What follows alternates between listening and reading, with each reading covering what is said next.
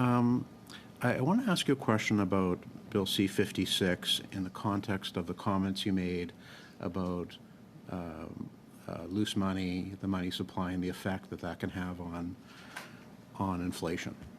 And what this bill is, it's basically the so-called Affordable Housing and Groceries Act.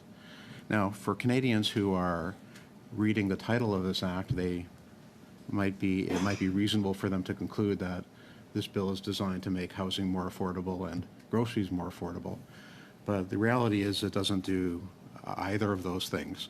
And I want to draw your attention to the comments of Michael Osborne, who's the chair of Cozen O'Connor's Canadian Competition Competition Law Practice.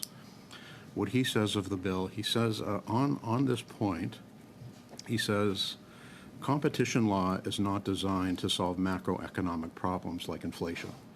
And what he's referring to is an amendment to the Competition Act, which would do a number of amendments, but the main amendment would be to get rid of something called the efficiencies defense, which is an argument that large corporations will make to support the idea that government should permit a merger.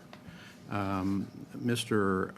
Osborne goes on to say that by design, competition law cannot limit increases in the money supply. That's the job of central banks. And that if a lack of competition is responsible for rising grocery prices, then competition law might help, but that the evidence does not support this. I wonder if you could give me your view of those comments. Certainly. Thank you. Thank you, Mr. Chair. I mean, I share concerns about this bill and the attempt to alter the competition law of Canada.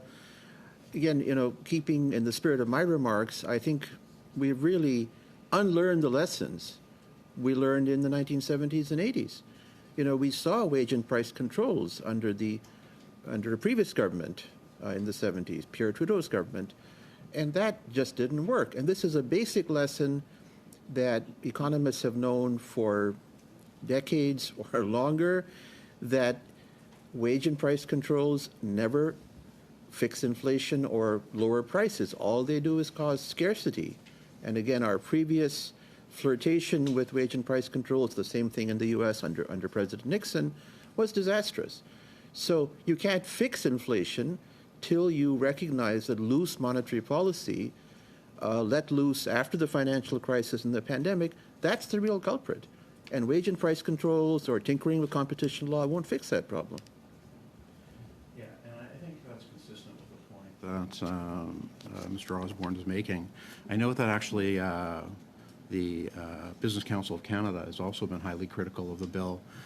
They've said Ottawa wants Canadians to think the bill will improve affordability for families by giving consumers more choice, but this is not its purpose or what it will achieve. So there's a lot of concerns about the bill.